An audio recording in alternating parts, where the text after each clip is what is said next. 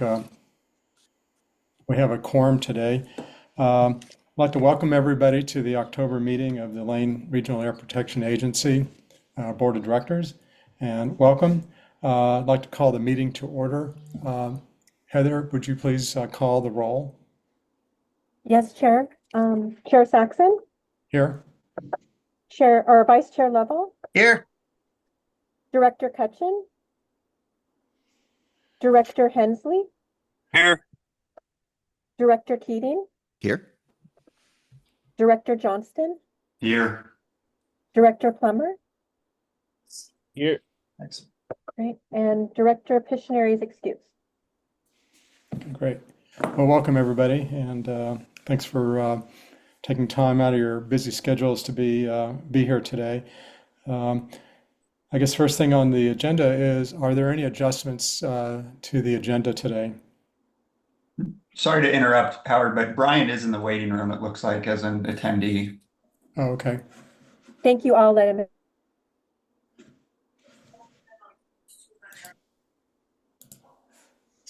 Yeah, he doesn't show up on my screen, but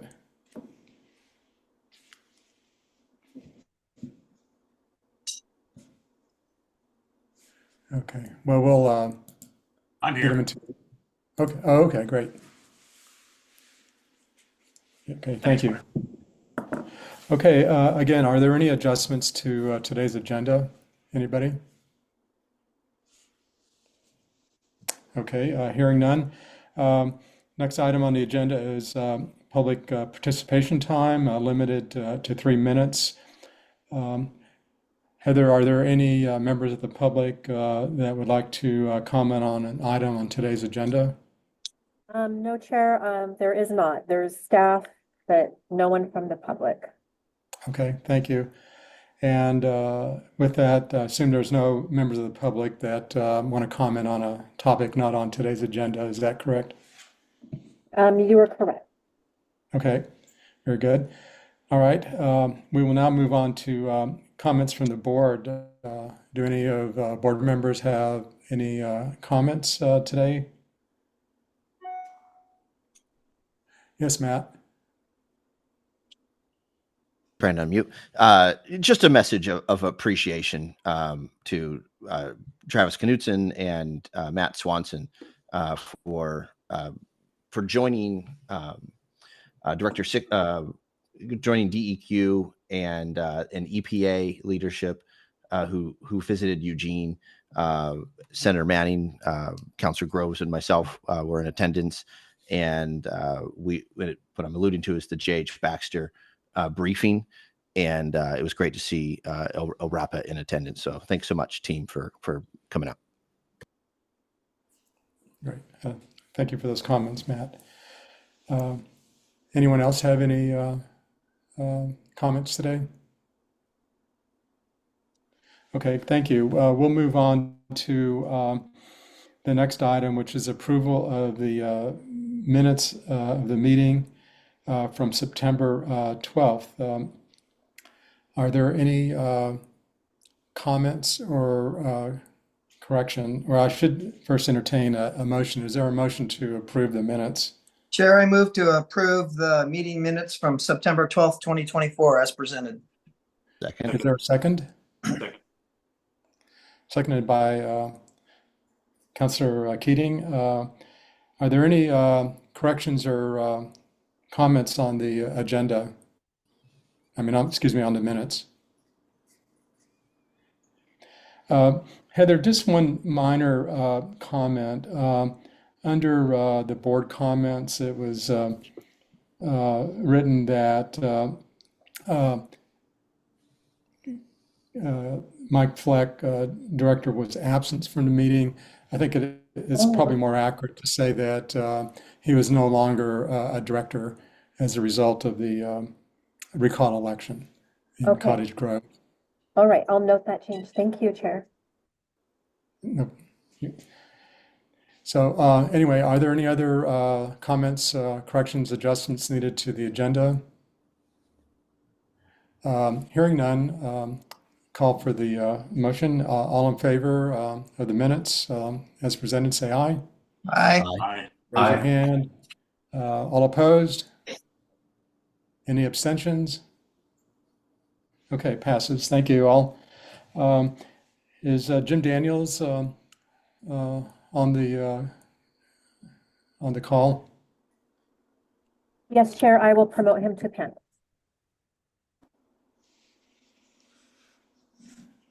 I'm sorry, say again. I'm sorry. Yes, he's here. I am promoting him now. Okay, great.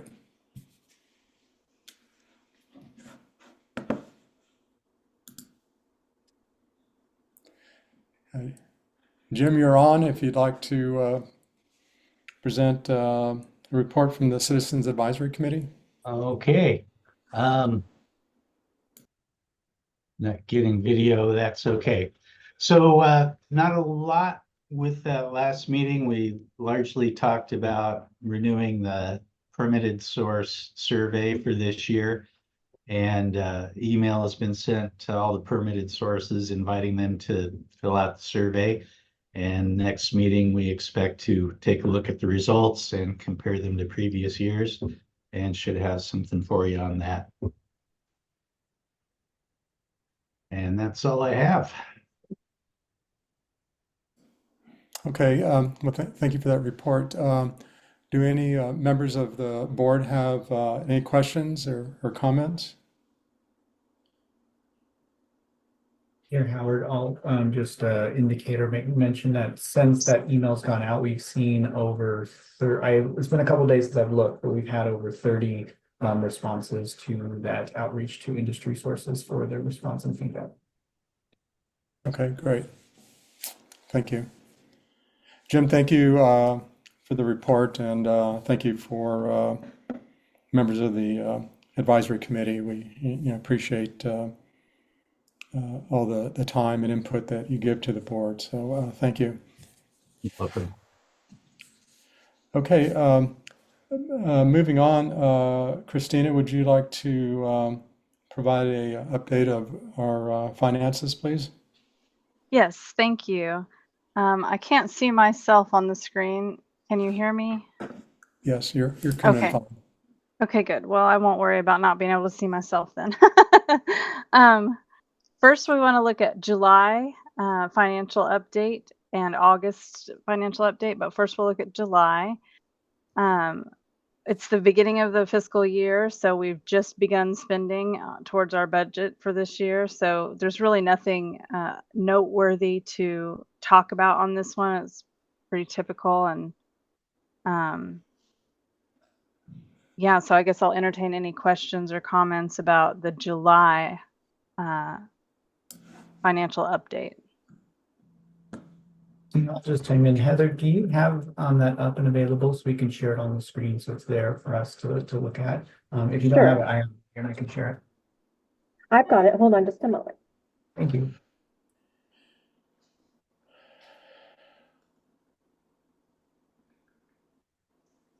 I did begin making the footnotes and adding them to the bottom, but there just weren't any noteworthy things to make a footnote of. But last meeting, it was requested that I begin doing footnotes for noteworthy things that we would need to talk about from the financial update, but there weren't any in July, so you don't see them on this one. If there's no questions for July, we can look at August now. Go ahead. Yeah, I was waiting for it to come up on the screen. Can you scroll forward to August? Thank you. You will notice that on both July and August, Airmetrics is not being reported for the current financials anymore because that's a closed fund. I will keep it in the budget book for, I believe it's 5 years. We're required to keep that on, looking at the fact that it's closed and zeroed out and no activity for a few years. But on this financial update, I went ahead and removed it off of there to make it more condensed and all on one page. Again, there's no footnotes on this one. We're still at the very beginning of our budget cycle, and so we're still on track there. Does anybody have any questions for the August financials? This is Howard. As far as the negatives shown, like for some of the grant money and things like that, I mean, I know it shows a negative, but the assumption is that those monies will be coming to us this fiscal year. Is that correct? Yes, we do the drawdowns after the expenses are incurred, and so we need to do those drawdowns. We haven't yet. That's why it shows zero revenue for the grant fund, which the final column is showing you the variance from the budget. That's why it looks like a negative number, because it's just saying we haven't actually drawn anything down yet. We're closing out last fiscal year before we start doing our draws on the current fiscal year, and we're just now ready to start doing those draws. So you should see that in future months change. Okay, great. Thank you. You're welcome.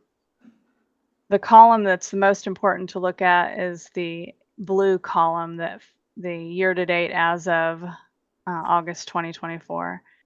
The peach column or orangish column is last year at this time, and then the first white column is the budget, the approved or the adopted budget. And then the last column is any variance between the actual to budget. So on the revenue side of things, it's a dollar amount difference, but then on the expense side of things, we have a percentage of, so what percentage has been used of that budget line item, and it'll say like personnel services under Title V, it shows we've used 16% of that budget already. So we'll just keep an eye on that. And then as we get closer to the end of the year, we want to see that not exceed 100%.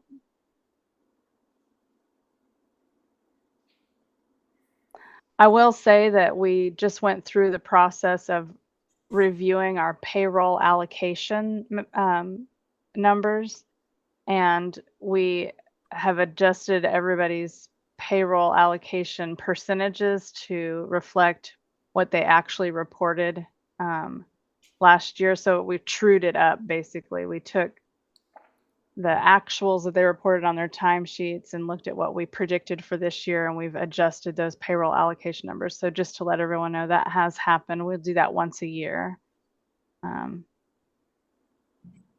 So that's pretty much all I have to say about our financials for July and August. Is there any other questions that I can answer?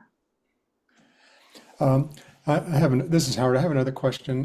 Have we received any projections as far as LRAPA's PERS contribution, and is it tracking with what was expected for this fiscal year's budget?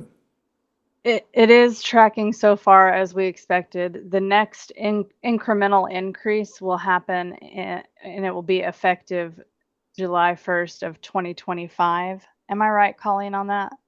July 1st of 2025 is when the next incremental increase happens. They actually will notify us what that increase will be in the coming month or two. They said it's on the way soon. So we will know now what we're going to be having to pay next fiscal year. So we'll have that information for budgeting this next go around. So I was glad to see that they released those numbers well in advance of the actual change going into effect. Happy about that. Okay, thank you. Christina, Brian here. So again, the last column that's labeled budget variance in the green is not really variance. It's just percent expended for the year. Is that correct? Yeah, on the revenue, it's the budget variance. Yeah. And then, right, in the expense categories, it's the percentage we've used. Okay, got it. So, yeah. Thank So you. when it says that we've used 9%, you can think, well, we're 2 months into the year. So, 16%. yeah, that's what I was just trying to figure out.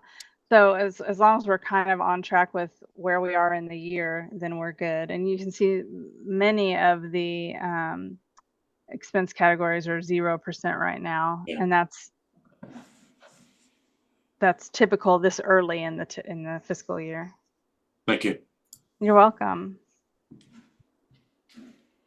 All right. Well, if we have no more questions, I think we can move it back to you, to Howard Saxon, or I mean Chair Saxon, to see if anyone has a motion to approve. Yes, thank you, Christina. Is there a motion to approve the financial report? Chair, I'd like to move approval of the financial update and report for July and August 2024 as presented. Is there a Second. second? I heard a second, but I don't know who it was. That was me, Brian. Oh, okay, thank you. It's been moved and seconded. Is there any further discussion on financial report? Seeing none, Michael, did you have a? You're muted, Michael. You're muted. I'm sorry. Christine, I see you had June in here as well too. Did you want to comment on that as well, or is that a separate item? No, we're gonna talk about that during the audit update. Got it. Thank you. I Okay, have no thank questions you. on. Okay. Any other questions, discussion? Seeing none, I'll call for the question. All in favor of approving the financial report, raise your hand or say aye. Aye. Aye. All opposed? Okay, it passes. Thank you, Christina. You're up again on the audit update. Okay, thank you so much. So I'm just going to keep the audit update as a agenda item until we're finished with the audit. So expect this agenda item to be there for the next several months, or the next few months, I should say. And each time I will have the updated June financials in there. I decided not to have it be actionable to approve the June yet because they're really still not finalized. We're still working through. We're really close to finalizing the last year's books and getting them closed. So I am assuming I'll have at least one more revision to this, if not two. So we'll wait to officially approve the final June financials after they're completely updated and finalized. So this is just informational this time, but you'll see that we have some footnotes this time. To the right of the table is some numbers 1 and 2. 1 is next to the total expenditures for general fund, and 2 is next to the transfers to general fund from Aerometrics. So I've got the notes down below. So on the first one, I'm just summarizing again. I've already told you guys this and we've talked about it before. It's nothing new, but we are over budget on the general fund by 13%. And the key line items that were over budget are legal fees, contract services, and capital improvement, which we talked about all of that last time as well. But I wanted to update the financials to have that footnote section like I was requested to do. And then the second footnote is about the transfers to the general fund from Aerometrics. So I took the year, the final numbers for the year, and we were netting a positive gain of $29,756 in Aerometrics. So I transferred the entirety of that gain over to the general fund to zero the year out. So it was net zero now instead of having a surplus or a higher expenses than income. So we had more income than expenses, and I transferred those funds to the general fund, and I've described that in footnote 2. Usually we would only transfer $20,500, I believe, or maybe it's $25,000, but I transferred a little bit more because it had more left in that fund at the end of the year. So does anybody have any questions about the June financials?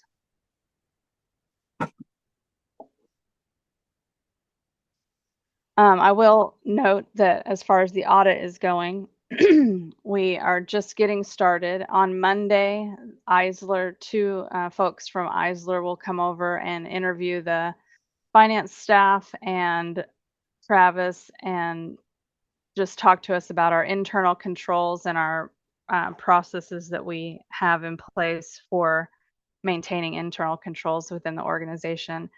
So what they're mainly doing is they're going to look at our our actual policy on it and make sure that when they're interviewing us, we're actually following our policies.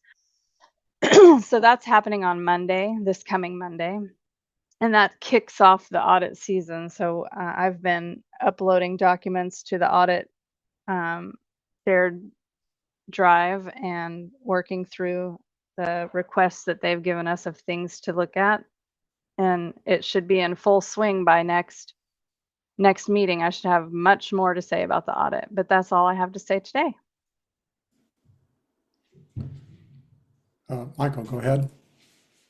Thank you, Chair. Christina, quick question on the grant fund. It looks like both on the revenue and the expense, it's quite a bit less than budget. Is that simply a timing issue too, that's going to be resolved as you finalize the books in the coming weeks?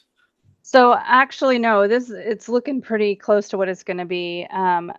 That the grant fund, our grants are all expense reimbursable based instead of advance payments. Yep. So if it were an advance, we would see the full amount given to us already, and then we would be just accumulating our expenses. But instead, we have to accumulate the expenses and then ask for the reimbursement for it. So it just so happens that what we thought we would complete on those grants this year was different than what we actually completed. So we put in the revenue that we might spend up to the full amount of the grant, but we knew we probably wouldn't spend that much. But we didn't want to go over budget, right? If we did end up completing more of those home upgrades and things like that in Oak Ridge. So it's just a reflection of us not knowing how many homes would be completed in the year versus what was really completed. So this is a reflection of the reality of what really was completed, and it was far less than what we budgeted for. Got it. Thank you. You're welcome. Thank you for the question. Anybody else have any questions about the June financials or the audit? Yeah, it's Brian. Just one thought on the color coding. I see you've got a legend down at the bottom that kind of gives you a percentage and what color it would be. Mm-hmm. But it kind of comes to light in this end of year budget that, like, let's just say special revenue personnel services, you're at 96%, which is under where you should be year to date, because that would be 100%. It seems like maybe at that point, maybe we should color code by where you are relative to year to date budget. So change it each month to reflect, like, I'm just making sure I understand you. So like if it's the second month of the year, that we would be 2/12 of the way through the budget or less. Yeah. So if you're two months into the year, you should be at 16% if on a straight line. Right. Expenditures, and if it's below 16%, then you would be in the green. If it's above, you'd be overspending in the red. But just a thought. It doesn't have to be that way, but to me, it makes sense. It's the way I've seen it in other places. But. Right. Yeah, I can try to incorporate that in the future financial updates for sure. It just means I have to go in and change the formulas on my spreadsheet, which will be fine. I can do that. And again, I'm just one person. I don't know if the rest of the board even cares. So don't do all that work if the whole board is not behind it. Brian, I think it's a good suggestion, especially those costs that tend to be evenly distributed over the year, like labor. I don't know about permits. Those may be variable as far as when they come in through the year. But, if there's some of those costs that you can track that, seem to be evenly distributed throughout the year, I think, that'd be valuable. Certainly my previous career, we tracked labor that way, labor expenses or labor hours and things like that, just to see where we were. And of course, that's one of the bigger LRAPA expenditures is, labor costs, labor and labor costs. So What I might do is just add another column for that, so that we can have a year to date column and then a one that tracks where we are in the year. So let me put my brain to that and see how I want to do that. I'll try to figure out a way to show it more clearly on upcoming updates, financial updates. Christina, I had one other question, Mhm. and maybe my memory is a little foggy, but last month we discussed the timing of the audit report. And did we confirm that it just needed to be completed and submitted to the state by the end of the year, and then that board approval could be subsequent to that submittal? Is that correct? Yes, that's correct. That is correct. We talked about that last time, and then I did confirm that with the auditors. So that's what we've typically done in years past. We've gone ahead and submitted what we needed to online to meet our federal obligation to do that by the end of the calendar year. And then because we've not had meetings in December, typically, we usually review that with the auditors either at the January or February board meeting. Okay, great. Thank you. Are there any other comments or questions on this topic, agenda item? Okay, seeing none, thank you, Christina. We'll move on to the next item, which is the dashboard report. Travis? Thank you, Chair Howard, member of the board. I'll just go ahead and share my screen, Heather, on this one so I can talk and drive a little bit. I think that will be helpful to myself.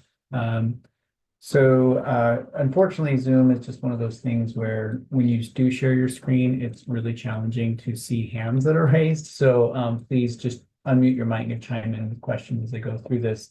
But I'll start by providing the context of the dashboard report. This is something that we put together in May and October throughout the year. And its intent is to provide a snapshot of many of the efforts that LRAPA is working on, and to give some insight onto what's going well, what is maybe kind of slowing down, and what could use some close attention or discussion with the board. So that's the kind of green, yellow, red indications you have here. And then the trend is this an issue, or is this topic getting better, or is it declining or degrading? And there's comments on the side, and anything that is purple is new updates from the last time this dashboard report was presented.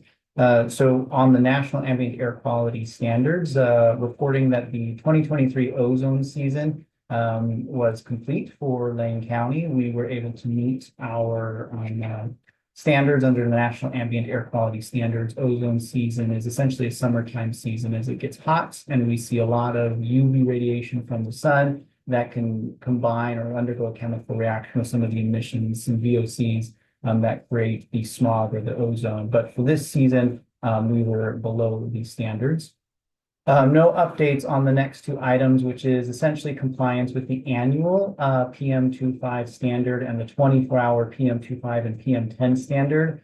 These are stagnant or ongoing efforts, but listed as yellow because of wildfire contributions that do exceed these standards. And it's only through essentially a paperwork process that LRAPA does with the EPA to excuse that data that's in exceedance. So we're not exceeding these standards. And so because of that, I have these marked as yellow because technically we're exceeding them, but only through permission from the EPA or agreement from the EPA. The next item is the application for the targeted airshed grants. I'm working on the state implementation plan for continued improvements and maintenance of Oak Ridge airshed PM25. This is a green and ongoing, and maybe something that comes off the next dashboard because it's now been 2 years since the Oak Ridge airshed has been redesignated from non-attainment to maintenance. So I thought about taking it off at this point in time, but thought that maybe having a conversation with the board that this category may fall off this report by the next one would be a better order of operations. So FYI on there. The next group is more of just the kind of targeted airshed grant, but now is growing and expanding to other efforts as we've received our environmental justice government to government grant. But all to say that the program Oak Ridge Air up in Oak Ridge to install ductless heat pumps and wood stove changeouts and do some small home repair and weatherization is going well. In September, LRAPA was successful in getting our signed terms and conditions with the EPA. for about $1 million grant to do more of the same interventions under Oak Ridge Air, but instead of focused on wintertime air quality issues driven by wood stove use, instead focused on a smoke safety plan implementation and making homes more resilient to wildfire and smoke impacts on the community. Now that that's plugged in, we have our agreement with the nonprofit who is joint with us on the application, South Willamette Solution. That agreement is in place. And just this morning had an agreement from Lane County Public Health for some of the work that they'll be doing under this grant as well. So those agreements, those subawards, I should say, have been executed. And next we'll be preparing to issue a RFP for some contractor work that will be under this grant as well. And then down here on this lower levels, an update to the number of interventions that have taken place. Have solicited about 598 questionnaires from the community. There's currently 100 homes enrolled in the program. 94 home energy audits have been completed. 58 wood stoves have been installed. 60 ductless heat pumps have been installed. 60 homes are weatherized, and there are 61 homes that have fully completed the program. Next is our Air Toxics and Clean Air Oregon group. Clean Air Oregon is Oregon's regulatory program to regulate air toxic contaminants, as DEQ defines it, which could be from a federal perspective, hazardous air pollutants. They're not quite the same, but they're effectively the same. Our NESHAPs, which are national emission standards for hazardous air pollutants, continue to be added to our permits as applicable when they're issuing those.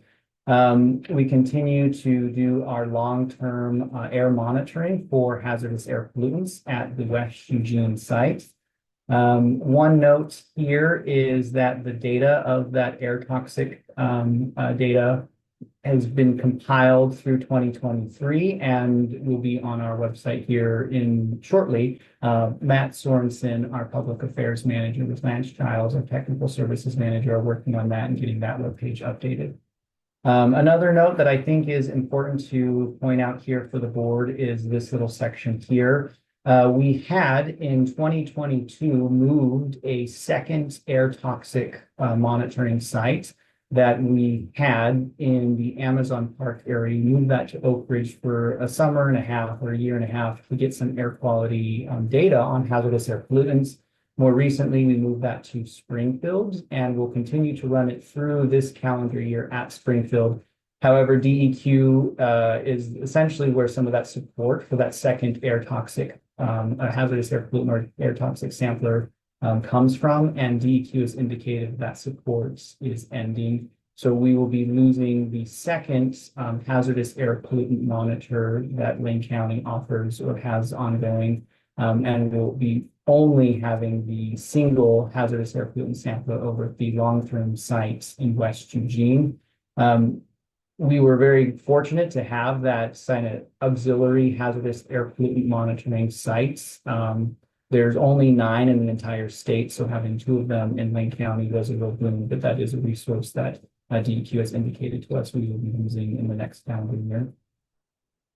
Implementing the Cleaner Air Oregon program, we have 5 sources in the Clean Air Oregon process. International Paper was called at the beginning of this year, and they're working on their emissions inventory, which is essentially a list of all of the toxic air contaminants that are regulated under the program, a list of those pollutants that are coming from the source and the quantity of them.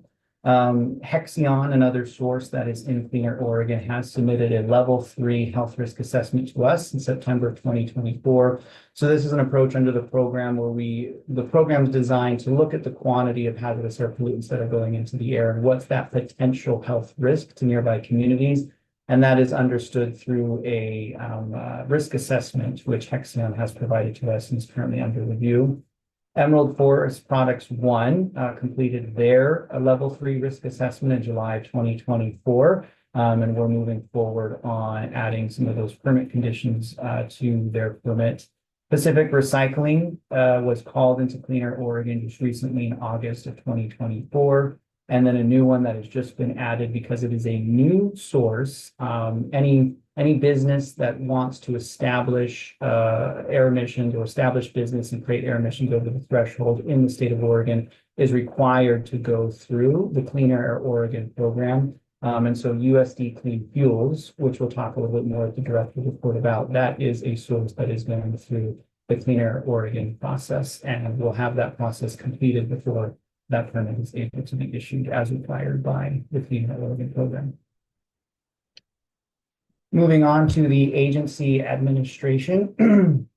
So this is a topic that had some progress at the following board meeting, last month's board meeting, on assessing goals for LRAPA, which was last approved by the board in January 2022. The outcome from the board was to have a work session before the end of the first quarter of 2025. So we're looking to schedule that in January. I make note of this because you'll likely be hearing from Heather here in the next week or two to search for opportunities that align well on all of your calendars to try to find a date that will be agreeable for a work session, and then getting that on everybody's calendars as soon as we can. So it's a reserved time is work that we will be undergoing here shortly. As far as our inspections, permits, inspections, and construction reviews, we have a backlog of 15% in our ACDP permits. In May of 2024, that was at 10%. We have our Title V permits are below the 20% threshold that EPA would like to see them below. And here, once we get through our a Title V source that has been administratively extended, and that public notice period will begin here shortly, then we will, at the time, be updated fully on our Title V backlog and not have any backlog of administratively extended permits, which I think is a remarkable point and something that deserves a lot of credit to Max Huffley, the operations manager, and his operations team in doing that work and keeping up with the flow of it as it comes in. On improving our compliance, inspection, reporting, and tracking, this is a yellow because we have seen some turnover this year in our compliance officers. We had Cassandra Jackson and both Aaron Speck, who earlier this year have left to different positions. We have replaced those positions and have Morgan Kelly, who just more recently joined us, as well as Mandy Winninger as our new compliance officers, and they are getting up to speed and have already been very helpful to our organization and building our enforcement processes and procedures and firming them up.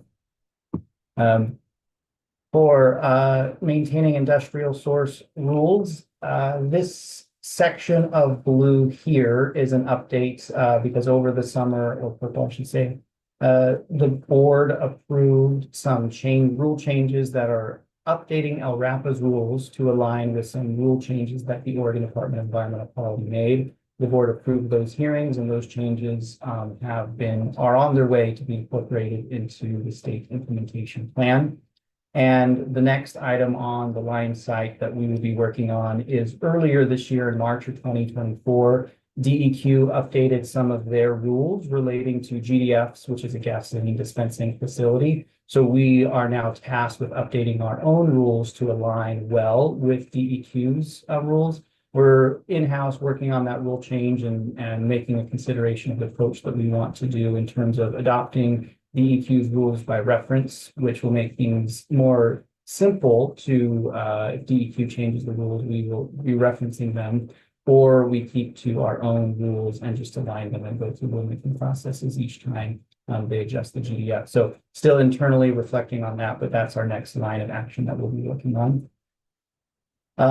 This one is our financial forecasting. The budget was approved or adopted, I guess I should say, 1 month late this year than what the typical standard is, but by design, we try to adopt the budget in May and leave June as some breathing room for us in case it was needed. And this year was an example where we appreciate that approach because we needed that breathing room and were able to adopt that budget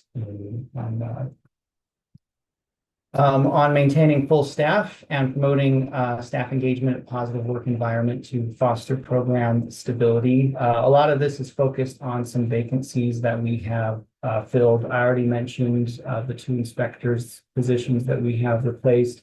Matt Sorensen, I mentioned earlier, he was introduced at the last board meeting. He's our new public affairs and project manager. And I've been very grateful and appreciative to Matt's presence here. He's been a lot of help and helping us do things surprisingly more like very well and better than I think even my own hands when I have them on them. So I've been super appreciative of that. We are recruiting an administrative manager position. We actually have interviews for that are taking place over the next few days. This role is someone who will provide HR responsibilities or take on those HR responsibilities directly. They also will be very involved in helping to assure that our policies and procedures are organized and in place, and that our workflow is following those policies and procedures so we can find some efficiencies. And I think there's some efficiencies to really improving our internal organization and approach. And this resource is someone who help us find those efficiencies. We still do have a operational or resource and operational effectiveness consultant. Lori Keebuth is her name. She will be helping the transition to the administrative manager when we hire that position. And Lori has been very helpful to me just from a professional coaching perspective. And I think other staff at LRAPA would agree of the positive influence they have had on their professional work. And the last item here is our financial reserves are at 120 calendar day minimum, and we are above that. And so there's no point of concern there to point out. So I will stop sharing my screen and then pause for any questions. Anyone have any questions?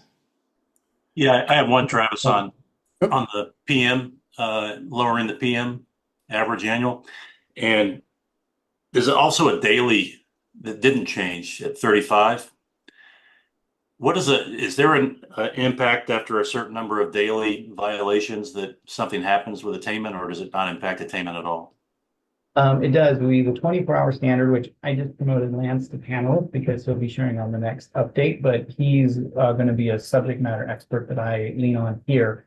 But I do know that there are a number of days where if you exceed the 24-hour standard in I believe it's a 3-year period, then there are some attainment challenges that come from that. But I will see if Lance is plugged in and can provide more technical insight on.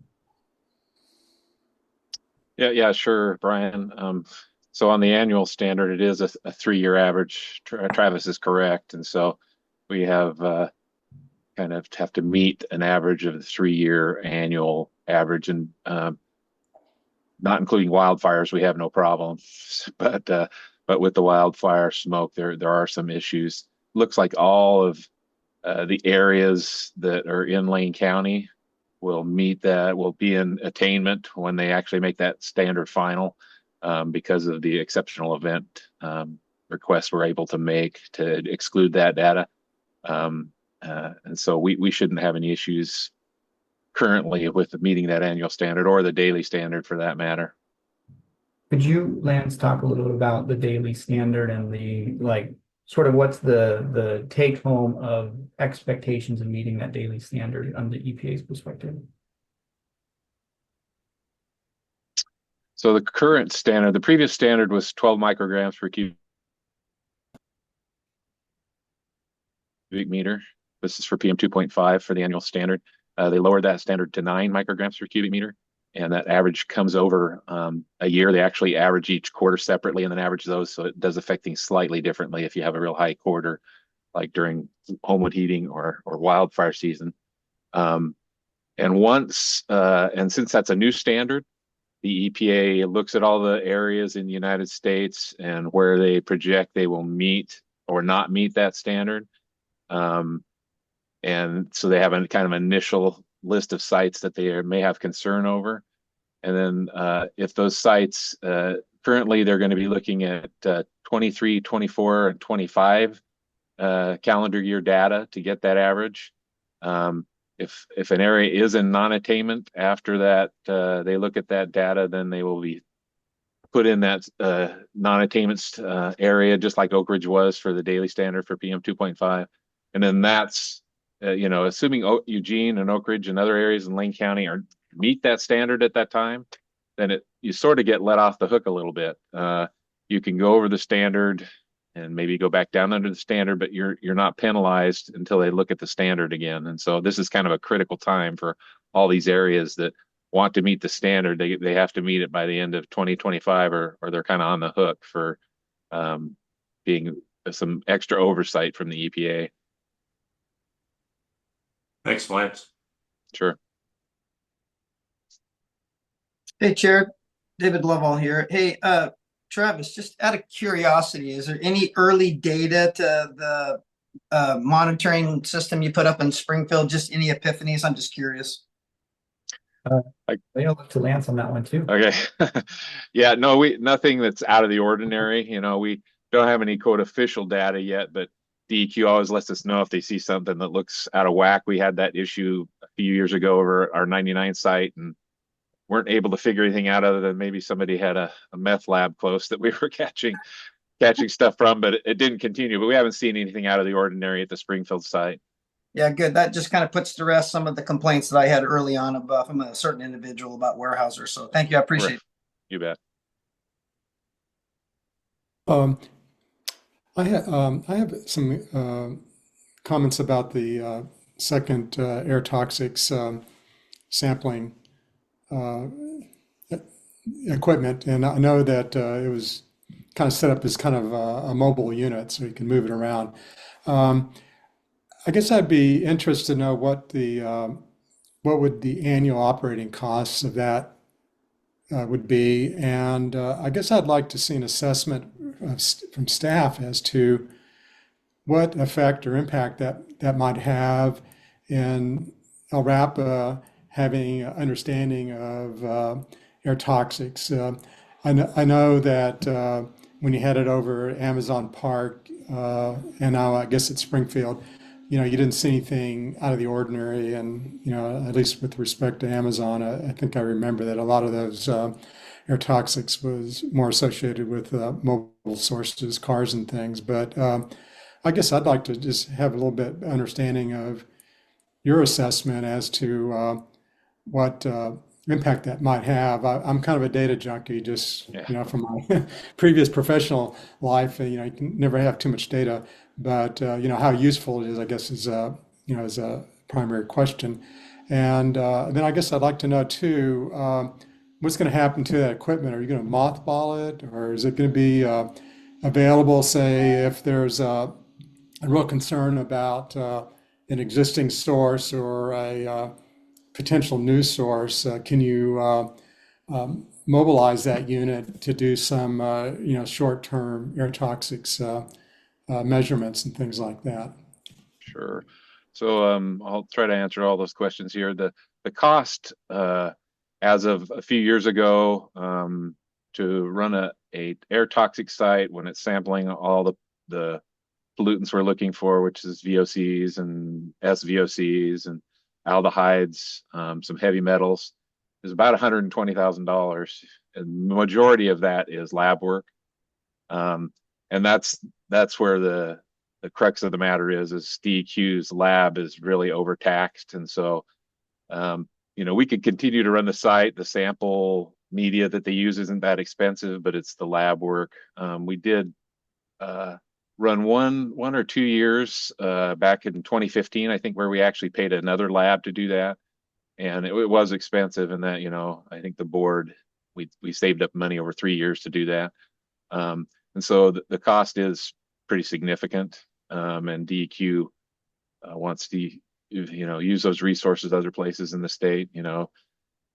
Back in 2017, I think we kind of did a handshake agreement that if we did all the manual labor and initially bought the equipment, they would do the lab work, and that's worked for a few years. But I think they're up to the point now where they don't have those resources, they need to cut back on those resources. As far as the usability of the data, it is interesting. There are no national air quality standards for HAPs, and so sometimes you get data that you don't have, it's not actionable. It can help us point to certain sources. We did see some elevated naphthalene levels in the West Eugene area, which we attributed to Baxter. And interestingly enough, when you see the 2023 data, when that goes up and you see that data, you can see that there was a major downward trend as the site shut down. And so, you can kind of assume that was the issue. You can't prove it, but you can assume that they were the source for that naphthalene. But and And so there is interesting data that comes out of that. As far as ongoing toxic sampling, we will have the West Eugene site still. That's a long-term site, and that typically has been the high site when we've compared things to Amazon, even Oak Ridge. If you take the wildfire data out of that, West Eugene is kind of our high site, and the state plans on keeping that long-term site as long as they have funding to do toxic sampling at all. Doing the toxic sampling is kind of more unique in the Western United States other than maybe California because of the cost. So, the state has 2 sites that are funded by the EPA, and all the other sites are funded by the state or local agencies like us. So, and Springfield will end around the first of the next calendar year. And to be honest, after that, I'm not sure where the best place to do that sampling that would be useful and most cost effective would have been anyway. And so, I don't have a lot of heartache over losing the second toxic site, other than that data is interesting and it's, good to gather that. Hopefully in the near future, that'll be more cost effective, more real time. There are a lot of like portable or on-site GCMS kind of systems that are going in. Of course, that just creates a raft load of data, but it becomes more cost effective in the long run. And so what are you going to do with the equipment? Are you going to mothball it or? Yeah, some of it can be repurposed for other things. It can be stored. It can be taken out to, if we have suspect some issues at a current monitoring site, it's real easy to set up at a current monitoring site. It's not equipment that's set up easily without some kind of substructure like a trailer or platform and power, but they're all separate kind of pieces of equipment that they could be taken back to Amazon or back to Oak Ridge or down to Cottage Grove if we had some concerns and we're looking for some specific hazardous air pollutant that we had concern about. They could be ramped back up, and we could either use DEQ lab or pay for our own lab services, but they will probably collect dust a little bit for sure. Thank you. That's very helpful. Are there any other questions? Okay, well, thank you, Lance. Very useful information. Appreciate it. And I guess just to follow up with Commissioner Lovell's question, when do you think you'll have the data qualified for Springfield where you might be able to issue a report? Yeah, I just kind of poked DEQ for that information. We appreciate our relationship with DEQ and have been grateful for the gratis data lab work that they've done for our toxic site, but they are slow. And so I'm hoping to get at least the first quarter of data here in the next little bit. That they hate to release it until they've quality assured everything, but and maybe have some information there. But they do let us know if they see anything out of the ordinary, and they'll let us know something must have happened. This value was way too high, and we'll track down the issues with that. But hopefully by the end of the year, hopefully I have at least the first 2 quarters of data. Okay, great. Thank you. Any other questions or comments? Okay, great. Thanks for a very thorough dashboard report, Travis. So I appreciate really helps, I think, at least personally, really get a good understanding what all the activities are, which is a lot. So thank you. All right. Well, I guess, Lance, you're not off the hook yet. We'll move on to the remodel update.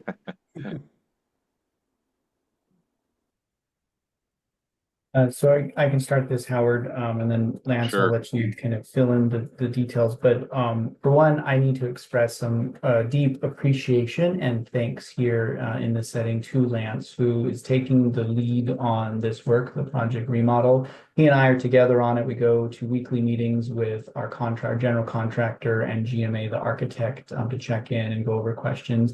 There have been some cost saving opportunities that we've taken advantage of, which has been great because as we started this project, and I recall David saying something along the lines of, oh, there will be some costs that you'll find. We have found some costs. And so some of that back and forth, we're really kind of on budget as of now. I can let Lance go into more of the details, but Lance has been very helpful and engaged on this process. And I'm really appreciative of that and just want to say thank you here in the setting. Yeah, thank you, Travis. Yeah, as Travis mentioned, we're still on track. We're about almost 2 months into the project, and we're still on schedule to kind of finish in the February of 2025. All the demo is completed, and all the permits have been issued. As we were there this last Wednesday for a meeting, they're kind of in the middle of the HVAC mechanical rough in, a lot of duct work going in, and air handling units and that kind of thing. A lot of the plumbing rough in is in the middle of that or near the end of that. There wasn't a lot of plumbing changes, so I think they pretty much have wrapped that up. And the contractor said that next week the electrical rough in should kind of start full force, and they'll be getting that going. As Travis mentioned, there have been some bumps along the way, some change orders that have been administered to cover things that weren't in the original plan, or things that you find along the way as you're doing demolition. But we have found some, specifically in our electrical contractors part of the services, some places to save some value, and not like we're necessarily cutting back on what was designed. They just had some extra stuff in there that kind of slipped through the cracks that we don't need, that we're able to cut out to kind of help us balance things and hopefully stay very close to budget. That's kind of my goal, is to be right there. And so far, so good. We're still on that path. And still continue to kind of be on track. We really have had a good relationship with our architect and the construction firm, Proper Built, and it's been going really well so far. And so I think we kind of won the lottery with the low bid there. They're a newer company, a little smaller company, and so they came in a little lower. They're excited. This is their biggest project to date, but they had really excellent references and resources, or references that we checked on, and everybody was very happy with their work. So we're grateful for that opportunity to work with them. And as far as working here at the Lane County Service Building, the staff is kind of settled in. We're all used to driving downtown and parking and having to walk somewhere for lunch and that kind of stuff, and that's going okay. We've worked through all the initial bug issues with the network and everything, but everybody's still looking forward to being back in our old place and newer digs with the ability to park and walk 10 feet to be inside the building. So we're grateful for that. And then we'll just continue to keep you updated as monthly as things go on. And of course, anything major comes up, I'm sure Travis will get an email out to the board to let them know we have another hiccup, but we at this time don't foresee any major issues on the horizon. I don't know if there are any questions or. I will just briefly share my screen real quick for those questions and walk through some of the updates of the photos. So this is a lot of the framing. This is what will be kind of the main area where we'll have some cubicles set up over. I hope you can see my mouse. I think you can see, but this is the main front entryway to the office area, which will have more security and allowing easier access to the building to get in with a service window to provide service. This is another view over a little bit more to the right. On the other side of these frames here is where the new board meeting will be. This area here, which was my old office, will be more of that reception area. I see this as having some seating and a place for some kind of a water cooler and hopefully some socialization with staff. This is a view now looking in what would be our old boardroom and that kind of meeting room, facing to what will be the new boardroom with some windows on the side. This is another view of that boardroom kind of facing the opposite direction from the prior picture. Over here where these ladders are in the back, that's that second meeting room with the What will be a break room. It'll be nice to have a break room available for staff. That will be in the back there. This is the one sort of exterior modification that was being made under this project, which was to add a room here, which will make it easier for the board to come in and out of the building for board meetings, because this opens up directly into that board room, as well as instances when we are having public hearings or informational session. This will provide the public easier direct access into where we will be sharing information out. This picture here, which the board might not recognize as much because this was back more in the lab area, which the board didn't see as regularly, but just a picture of some of the framing that is going in preparation for what will be some offices. And as Lance said, we're all very excited and appreciative and happy to be where we're at here at Lane County Public Service Building, but looking forward to be back in our home in Springfield. Okay, great. Thank you for the report. Anybody have any questions or comments? Congratulations, you're in the happy phase. This is where it looks like it's going really fast. Good work. It looks great. I'm excited for y'all. Thanks. Yeah, we're excited. Yep. Well, it's good that now that the walls are all peeled back, you know what you're dealing with. So hopefully no more surprises. Unlike the little construction job that is going on at my house right now. So we did nothing for like a a brief little period wood of rot, time. you know, to make things exciting. Yeah, for a brief period of time, we had this thought of maybe some bugs crawling around inside some wood, but it turns out that was a false concern, and so we're really appreciative of that as well. Okay, great. Thank you, Lance, for all you're doing and riding herd on that. So in addition to your regular duties, so I know it's a lot going on. So anyway, thanks for shepherding that. It's a big deal for the agency. Very welcome. Okay, so I guess we'll go on. Next item, Director's Report. Travis? Yes, thanks, Chair Howard, members of the board. Typically, the director's report is the last thing on the agenda, but I wanted to move this up a little bit higher because there's some important things I want to share, and sometimes the director's report kind of gets muddied up in the end as we run out of time. So I'll share my screen once more just to show this, which was put together by Matt Sorensen, who is our new public affairs and project manager, which I was appreciative of this visual component or tool to show the board some of the public affairs and outreach that we have been engaged in. We shared out at the September meeting that we were at the Springfield Block Party, so that's not new news, but here are some photos of our engagement there. On the right in red was Jerry's Fire Safety Saturday. We participated at the Springfield Jerry's for their Fire Safety Saturday event.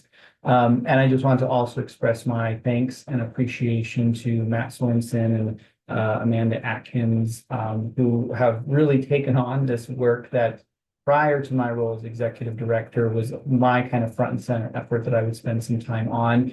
And it's been really gratifying for me in this sort of learning phase that I'm in of having other people and trusting them to take on a responsibility and a task and seeing the outcome of it actually be really impressive and more so than what kind of I even envisioned. And this was an example of that taking place. So really appreciative to the positive response that we've heard from the community on our booth and some of the new efforts that we took on in our engagement, such as having a survey to get in some input from the community during the Fire Safety Saturday, having a raffle for a purple air sensor, all real strong positive things. And so I'm real appreciative of that. I also want to update other things throughout the board report that I'll just not share my screen, but I'll just kind of talk here looking at my notes.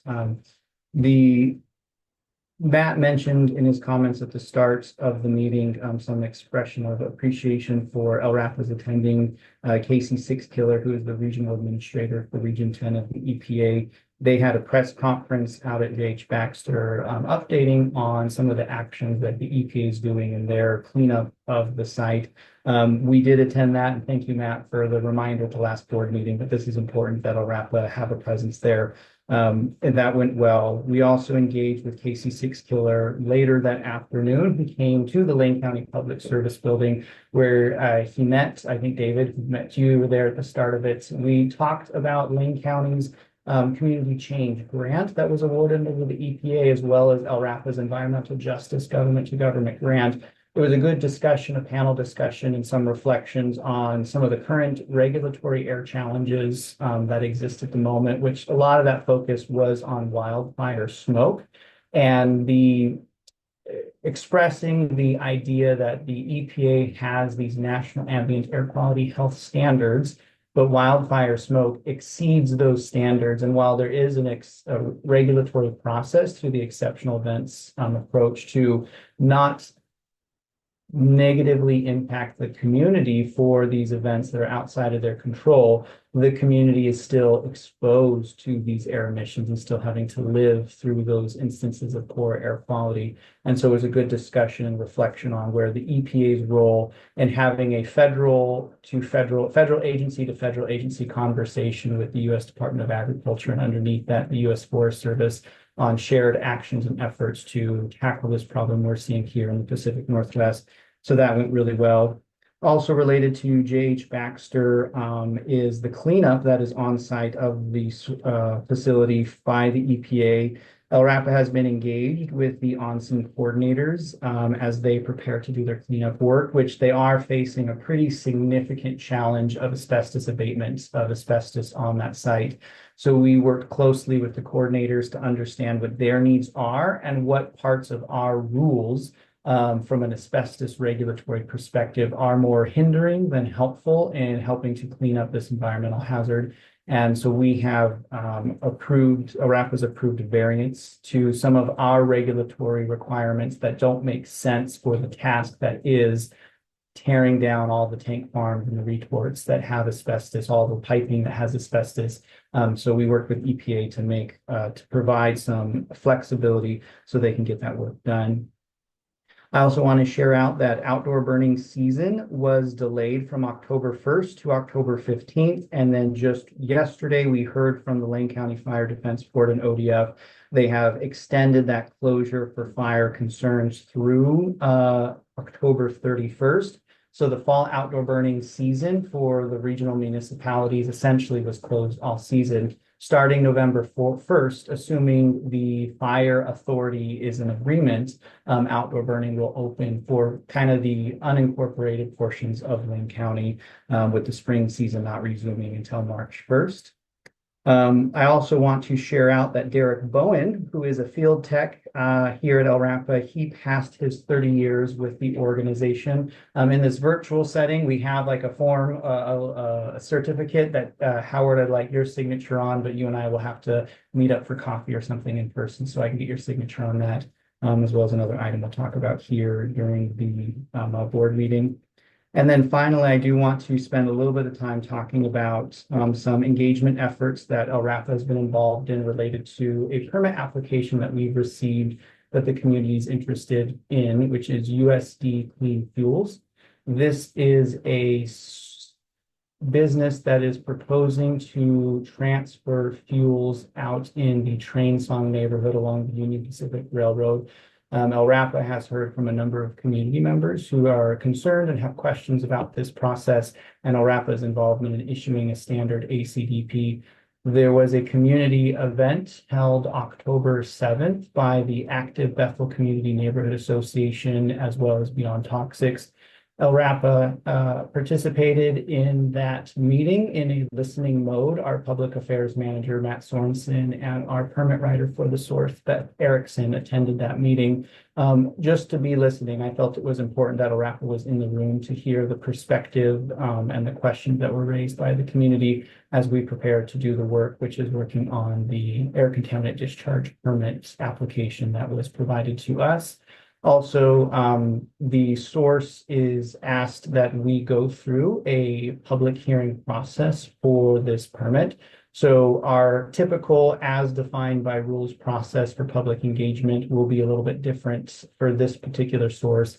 There'll be a longer public commenting period as well as an informational session and public hearing that will be taking place, all in effort to reserve time and space to assure that we are able to hear all perspectives and voices as best as we are able and reflect upon those concerns and understand where those concerns overlap with our regulatory authority and make sure that we are meeting those needs and those questions and concerns where applicable under our rules and regulations. So I will pause there in case there's any follow-up questions or comments. Sorry for the background noise. I have construction going on, but any comments or anything, questions? Dylan? Yeah, I just wanted to say that I really appreciate the work that you've been doing, Travis, and all of the LRAPA staff to kind of proactively engage on this.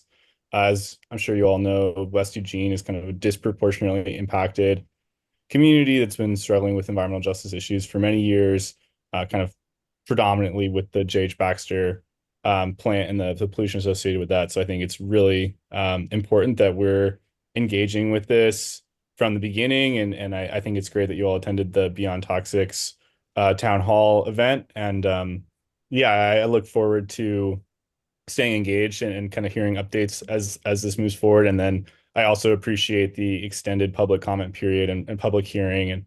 And just I think the more public engagement we can be doing, the better, because we do know that there are some really significant air quality impacts and impacts to the quality of life that are associated with this project, and really valid concerns being raised by community members and environmental justice organizations and more.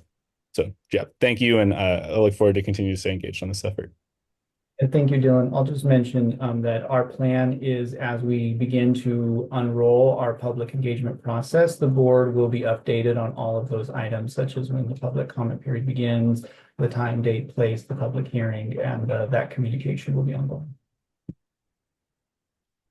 Yeah, I'd like to also just say, Travis, just thanks for your continued forward thinking too about sending Matt and the others to that meeting just to listen and have a presence. I think that was really top-notch thinking. So good on you for that. Thank you, David. Yeah. My appreciation also, Matt and staff. Okay, anything else on the director's report? Okay, thank you, Travis. Next thing on the agenda is the executive director 6-month review preparation. As you know, when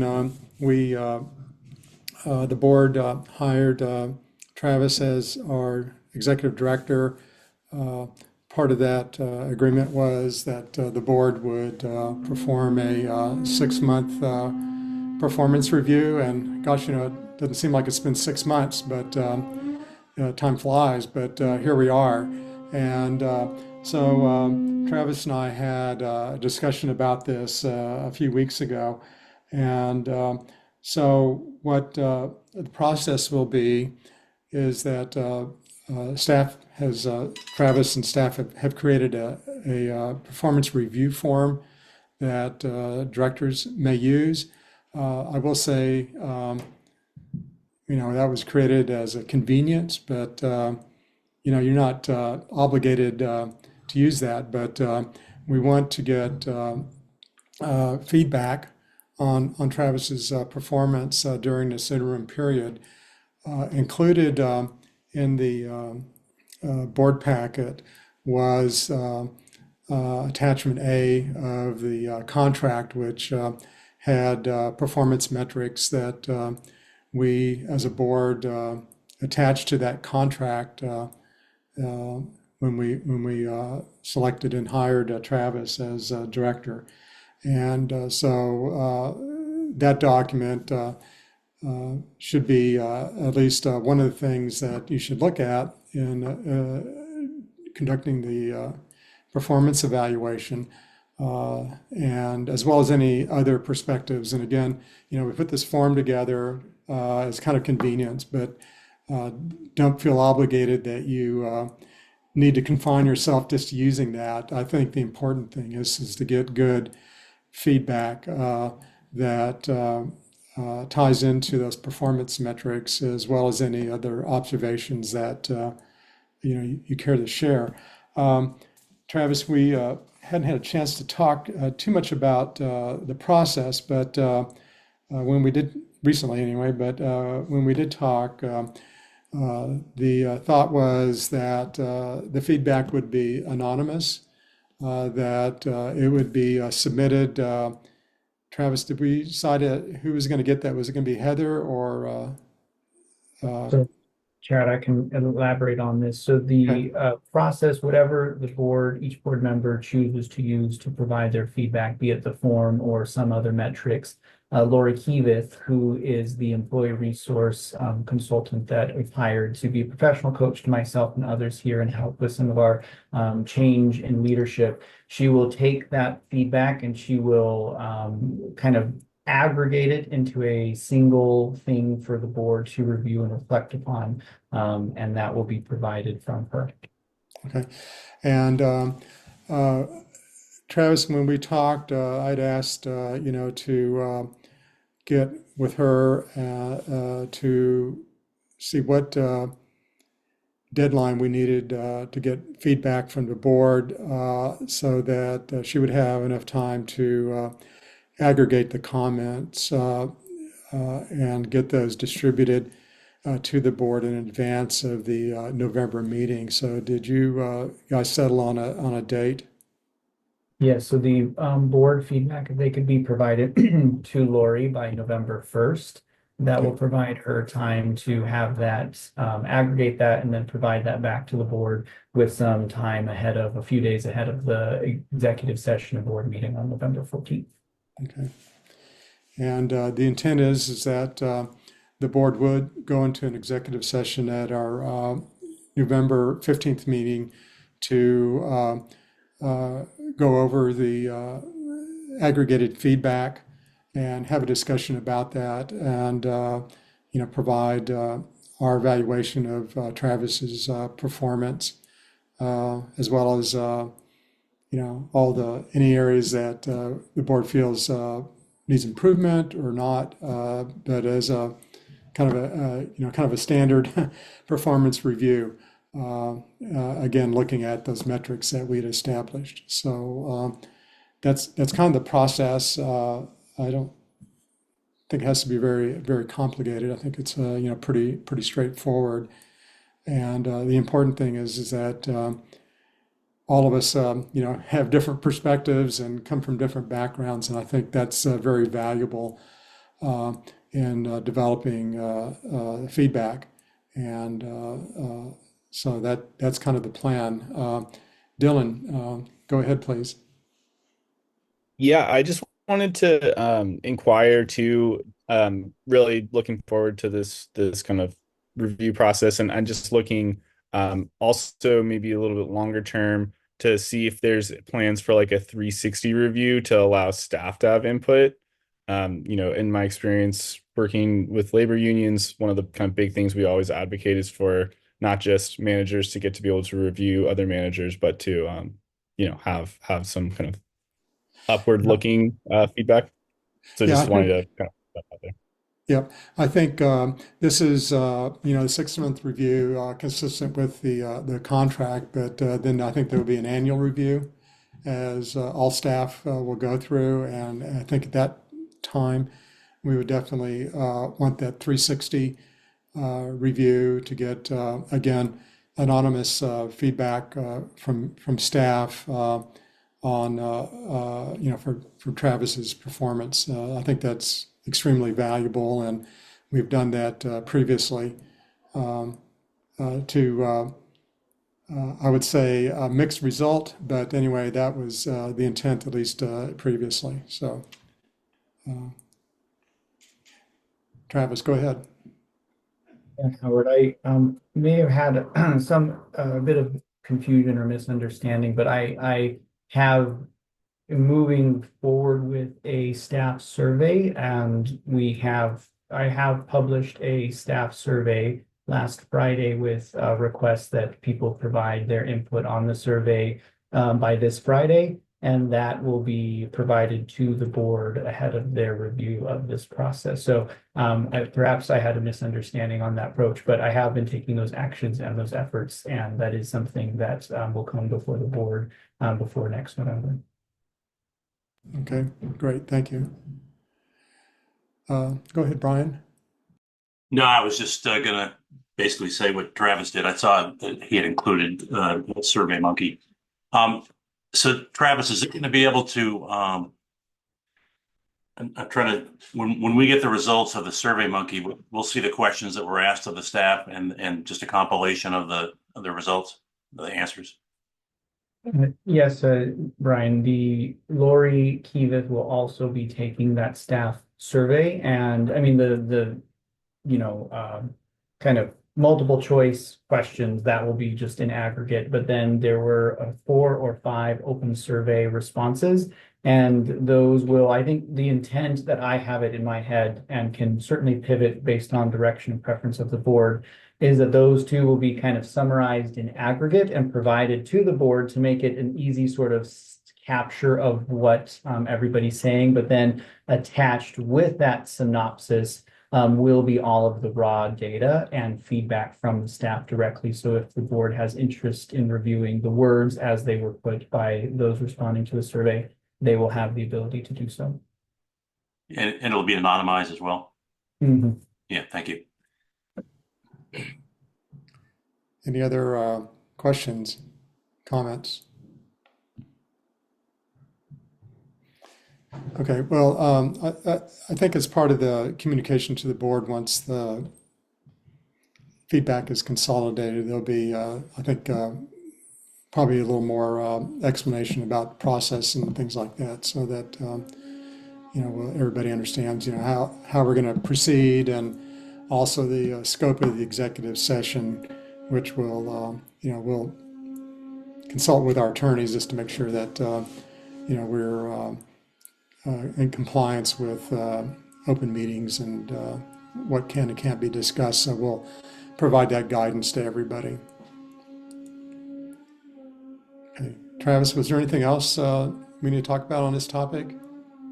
Make one mention. I do have a topic that'll come before the board in November that I did not have the time to prepare for it for October, but Blake Hutchins, employment lawyer with Fort Purdy, who represents LRAPA, indicated to me some changes that took place from the Oregon legislature related to public meeting law. My plan is to go through some of these changes a little bit more in detail in the November meeting, but in regards to an executive session of the changes that have been provided by the legislature is that if an executive session is taking place and board members are participating in a virtual manner, then that opportunity for media to also participate by virtual attendance is extended to them as well. So I just wanted to highlight that before the board now, as we're looking to an executive session in November, that offering the virtual flexibility is something that we will do because of the current setting that we have. But that does mean that any media, members of the media who are interested in participating in that executive session will be able to do so virtually as well. As we're prior to this change, that was not something that was required.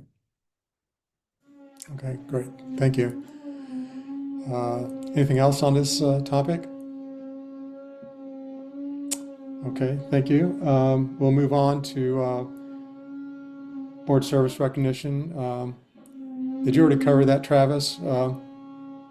Yes, I can take this, Howard. The board service recognition attached with the board packet that was provided to you this comes from some comments from the board last meeting of recognition of Mike Fleck and his time and service to the board over many years. I'll share my screen once again, so there's an opportunity to read the letter, but it's also included in the board packet. But this is what we have put together. Myself and Heather had a hand in writing this as well. So thank you, Heather. To send and provide to Mike Fleck. We also have prepared a plaque that also recognizes Mike Fleck's service.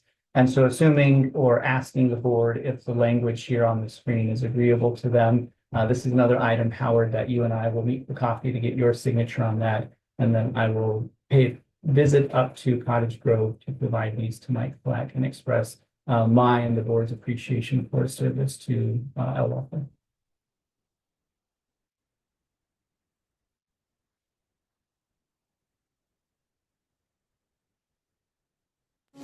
Okay. Did anybody have any comments on this? I thought it was an excellent letter, Travis, and certainly be my pleasure to sign it. I would agree. I thought the letter was well done. And I was thoroughly shocked that Mike had spent such a great deal of his life. 13 years of service is a remarkable achievement. So well done for putting that out in the letter too. Yeah, Mike definitely cared about the mission of LRAPA, and he certainly was very diligent, and especially on the financial aspects. I know that was an area of particular interest to him, and he certainly, I thought, represented the people of Cottage Grove and their perspective. Anyway, it's hate to see him no longer be a director of LRAPA, but that's the way it turned out. So anyway, Matt. Thanks, Chair. I agree wholeheartedly with you and Vice Chair Lovall. This letter is excellent. It's A+, well written, Travis. Director Fleck always put the financial health of LRAPA first and foremost, while recognizing the importance of process. Mike Fleck was and always will be viewed by me as someone who is fair and reasonable. And though we didn't entirely agree on everything every time, I don't know anyone who does with anyone else. But Mike always appreciated hearing other perspectives and other points of view. Deep respect for Director Fleck, and very nicely written, Travis. Thanks, Matt. And again, Heather did take the first swing, and I just kind of did a few things at the end. So I've written from Heather too as well. Thank you. Okay, well, if there's no objection, I will sign the letter on behalf of the LRAPA board, and I'll get with Travis, and we'll make that happen real soon. Yeah, but it's going to cost Travis a 16-ounce latte, it sounds like. That's okay. Well, I'm yeah, or free. maybe an adult beverage, who knows? Better. Anyway, okay, well, I think that's our agenda, and unless there's anything else anybody has. I appreciate everybody's time today. It's certainly a busy time of the year, and anyway, we will be convening here in mid-November, and I know, Travis, if anything comes up that board needs to be informed about, we'll definitely communicate that. And again, thanks everybody for their time, and I guess we'll all be glued to our TVs on the big game on Saturday, right? There you go. You mean Friday, the Dodgers Padres? What? Yeah. Oh, the Ducks. Yeah. Oh, Yeah. Well, and my wife and I have our big game because I'm a University of Texas alumni and she's an alumni of the University of Oklahoma. So it's the one day that we're not married. And I'm sure there's other relationships out there that also have competing interests that day. But I think most of us can say go Ducks, right? So anyway, take care, everybody, and we will be talking soon. Great job, Chair. Thank you. Thanks, Howard. Thanks, Yeah. everyone. Bye. DNL or ICANN probably